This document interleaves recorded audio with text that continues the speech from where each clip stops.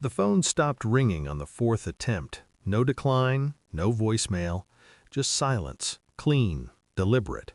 I stood in the kitchen with the screen still lit, my name glowing like an accusation. The clock above the sink ticked too loudly, each second stretched, sharpened. Her mug was still on the counter, lipstick mark intact, proof she'd been here, proof she'd left. I replayed our last message. "I'll call you when I'm free." Free from what, exactly? The room felt staged, too orderly, as if she'd rehearsed her absence. I checked the door. Locked. No sign of panic, no rushed escape. This wasn't fear, this was choice. I sat down and waited, because part of me still believed silence could be explained. Another part, colder, quieter, was already counting exits. I didn't feel anger yet. Anger is loud. This was precision. Something had shifted, not broken, removed.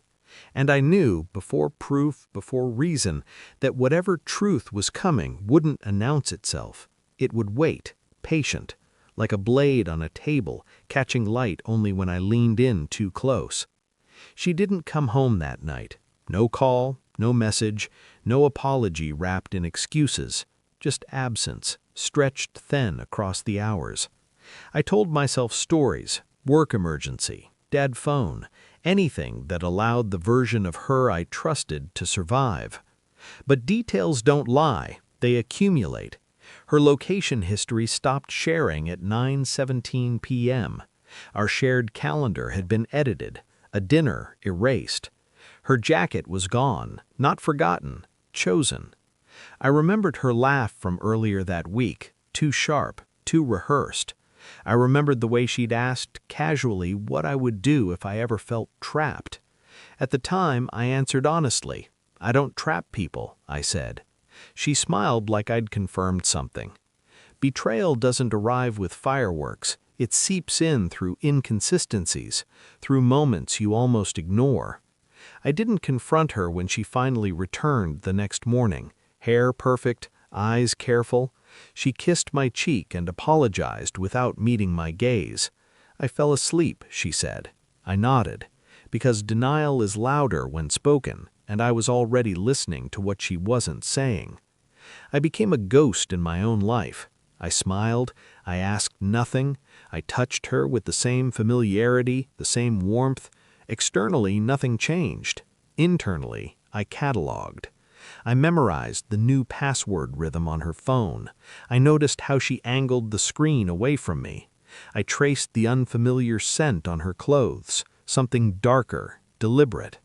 I didn't need violence, I needed confirmation. Phone records first, numbers repeated, a pattern forming where randomness should be. Then receipts, hotels paid in cash, but loyalty points never lie. I watched her from across rooms, across conversations, seeing the pauses where lies were assembled. At night, she slept easily. I didn't.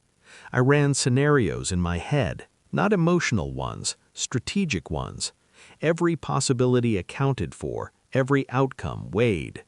Love didn't blind me anymore, it sharpened me. The DNA kit arrived last, not because I doubted the child, because I doubted everything else. I waited for results with the patience of someone already certain. Certainty is calm. Doubt is chaos.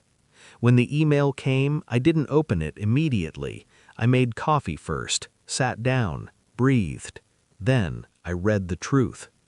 I slid the printed report across the table that evening.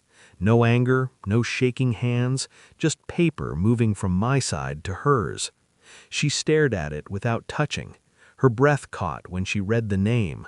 Not mine, never mine. Her face collapsed in stages, shock first, then recognition, then fear. "You tested?" she whispered. I nodded. She cried, loudly, messily. Explanations poured out, timelines rewritten, love minimized, mistakes reframed as accidents.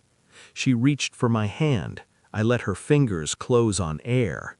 Silence only taught me how to listen, and I've never heard myself more clearly than when I stopped caring whether she heard me at all. "I was going to tell you," she said.